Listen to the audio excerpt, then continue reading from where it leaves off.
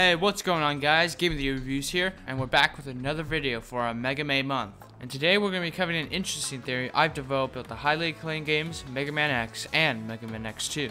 What is that theory exactly?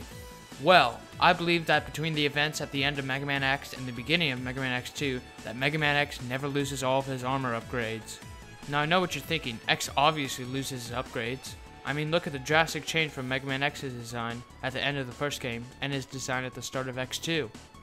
He's got a lot more white geared towards his design with a gold ring around his helmet. While in X2, he reverts back to his original look of light and regular blue. Now bear with me. Now why in the world would Mega Man X give up all of his power-ups? He's been in tons of life-threatening situations, and at the beginning of X2, he has to infiltrate a Maverick robot factory, teeming with a plethora of Maverick robots. Why would he go into that empty-handed? He's not like Ash in a new region. Well, the thing is, he doesn't.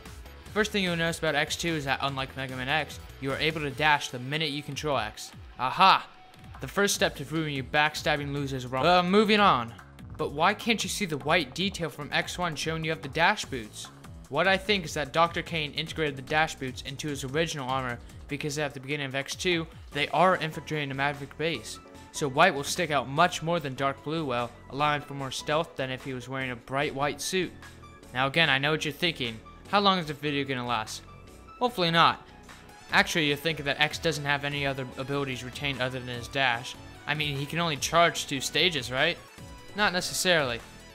If you'll notice in X1, his second stage shot is blue, and his third stage shot is pink. And in X2, what's X's second stage shot color? That's right, blue and pink. My guess is that Dr. Kane might have combined these 2 shots together to make a second stage shot more efficient. Well, why didn't he just keep stage 3? Isn't it better? Actually, it isn't. In X1, the blue shot does 3 damage to an enemy, while the pink shot does 2 damage per stream, and has 2 streams. So isn't that 4 damage?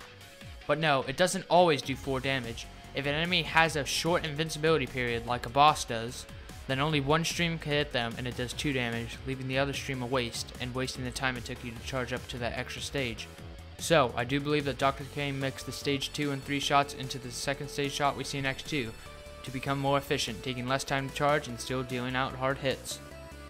Now we still have 2 more upgrades to cover, the helmet and body armor. Let's start with the body armor. What the body armor does in X1 is let you take half damage from everything in the game, from bosses to enemies. These things will now harm you less. Now I've mentioned before that X goes back to his old suit for camouflage, so I'm guessing this is the same for the body armor, since it is also white. Now how can you prove that X takes half damage in this game?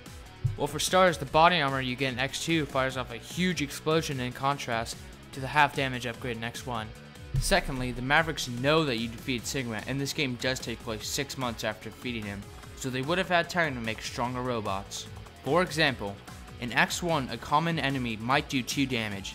Now the Mavericks have built stronger robots to have a chance of defeating X, but they didn't count on Dr. Light giving him a half damage upgrade. So let's assume the Mavericks improved the robot's damage by 200%, and half of 200% is 100%, which would be the original damage of the average X1 robot. Boom, there you go. 3 down, 1 to go. Now for the helmet, which in my opinion is the most boring section of this theory. Since the helmet in X1 lets you destroy certain blocks, that's what it's used for. In X2 there are no such blocks, so it still might be integrated into a suit, but he just never uses it. There is something else we have to cover, the hearts. What happened to the extra life? Well, maybe, just like the body armor theory, the robots do more damage, which means you technically have less health since they do more damage, and the addition to the 200% half, blah blah blah, whatever. Now, one last final thing. What about the sub-tanks? I don't know. I left them in his other pants.